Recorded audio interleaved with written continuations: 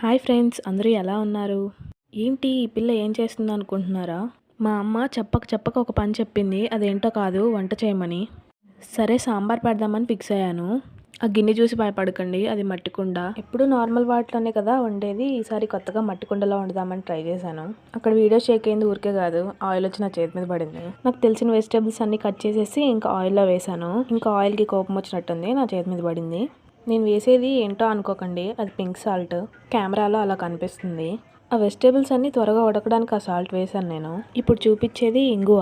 మీ side ఇంగువ ఎలా ఉంటుందో కమెంట్ చేయండి. మా సైడ్ అయితే పౌడర్ స్టేట్ లో ఉంటుంది, కొందరు సైడ్ అయితే సాలిడ్ స్టేట్ లో ఉంటుంది. అది కూడా వేసేసాను.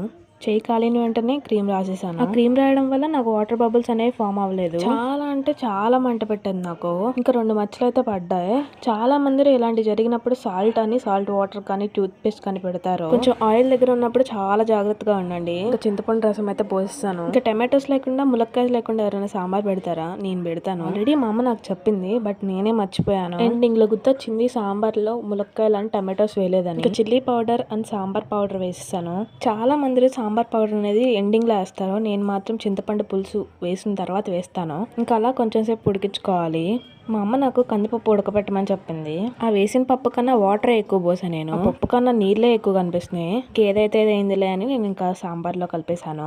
ఇంకా ఉడకబెట్టిన అదే నీళ్ళ పప్పు తీసుకెళ్లి దాంట్లో కలిపేశాను. ఇంకా వాటర్ కూడా ఇంకా కొన్ని యాడ్ చేసుకున్నాను. ఏ వంట అయినా సరే ఎంత చండాలంగా చేసినా కొత్తిమీర వేస్తే అదే వేరే టేస్ట్. సాంబార్ ఎలా ఉందో తెలియదు కానీ కొత్తిమీర మాత్రం వేస్తాను. ఇంకా ఫైనల్ గా సాంబార్ అయితే అయిపోయింది. ఇంకా మా వాళ్ళు టేస్ట్ చేశాక ఎలా ఉందో నెక్స్ట్ వీడియోలో చెప్తాను. ఈ వీడియో కనుక మీకు నచ్చినట్లయితే లైక్ చేయండి. నాకులాగా ఎంతమంది చేతులు కాల్చుకున్నారో కమెంట్ చేయండి.